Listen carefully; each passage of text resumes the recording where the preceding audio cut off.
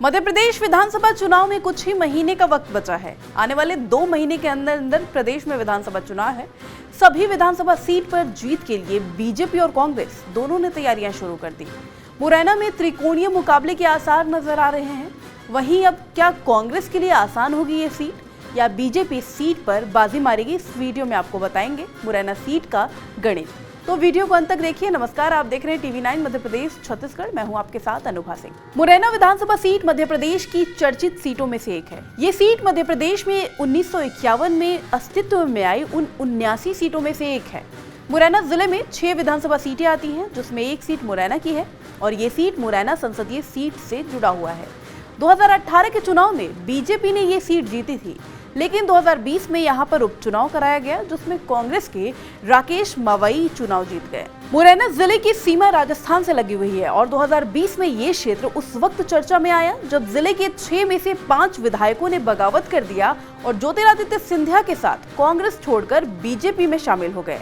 इसके बाद इन विधायकों ने विधायकी से इस्तीफा दे दिया। फिर उपचुनाव कराया गया, जिसमें सिंधिया गुट को तगड़ा झटका लगा, क्योंकि उसके 5 में से 3 विधायकों को चुनाव में हार मिली और इसमें मुरैना सीट भी शामिल है। 2018 के चुनाव की बात करें तो यहाँ पर मुरैना सीट पर 14 उम्मीदवारों के बीच मुकाबला हुआ, लेकिन मुख्य मुकाबला कांग्रेस के रघुराज सिंह कंसाना और बीजेपी के रुस्तम सिंह के बीच रहा। कांग्रेस के रघुराज सिंह कंसाना चुनाव में 68,965 वोट हासिल किए, जबकि रुस्तम सिंह के खाते में 48,116 वोट आए। तीसरे नंबर पर बसपा के बलवीर सिंह रहे, जिन्हें 21,149 वोट मिले। रघुराज ने 20,849 मतों के अंतर से चुनाव जीत लिया। हालांकि कुछ समय बाद मध्य प्रदेश का राजनीतिक समीकरण में तेजी से बदलाव आया और यहाँ पर कमलनाथ की सरकार गिर गई, क्योंकि कांग्रेस के कई विधायक ज्योतिरादित्य सिंधिया के समर्थन में पार्टी से अलग हो गए और बीजेपी में शामिल हो गए। इन लोगों ने पद से इस्तीफा दे दिया, जिस वजह से फिर से चुनाव कराए गए, जिसमें मुरैना सीट भी शामिल है। लेकिन कांग्रेस से बीजेपी में आए रघुराज सिंह को चुनाव में हार मिली और कांग्रेस के राकेश मवई ने ये चुनाव 5,751 मतों के अंतर से जीत लिया। चलिए आपको बताते हैं कितने वोटर और कितनी आबादी के बारे में। 2018 की बात करें तो 2018 के चुनाव में कुल वोटर्स की संख्या 2,52,598 थी। पुरुष वोटर की बात करें तो पुरुष वोटर की संख्या 1,40,355 थी। महिला वोटर्स की बात करें तो महिला वोटर्स की संख्या जो है वो 1,12,231 थी। 59.9% यानी 1,50,037 वोटर्स ने वोट डाले। नोटा के पक्ष में 1138 वोट आए।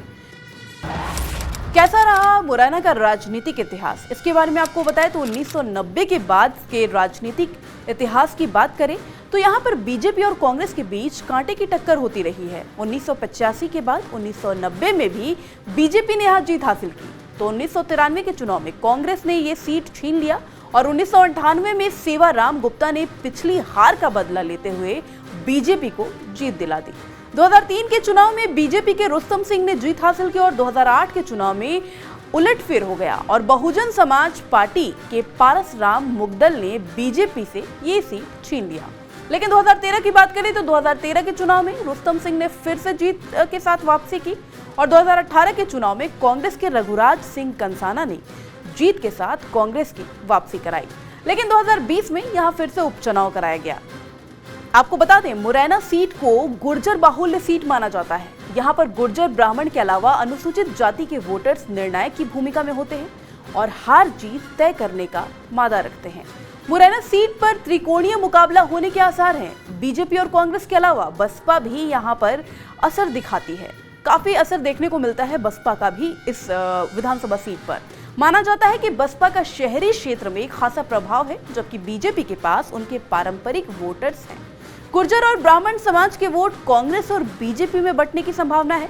मुरैना सीट की खासियत ये है कि यहाँ पर कोई भी नेता लगातार 2 बार चुनाव नहीं जीत सका है। मध्य प्रदेश और छत्तीसगढ़ से जुड़ी तमाम बड़ी खबरों के लिए देखते रहिए टीवी 9 मध्य प्रदेश छत्तीसगढ़।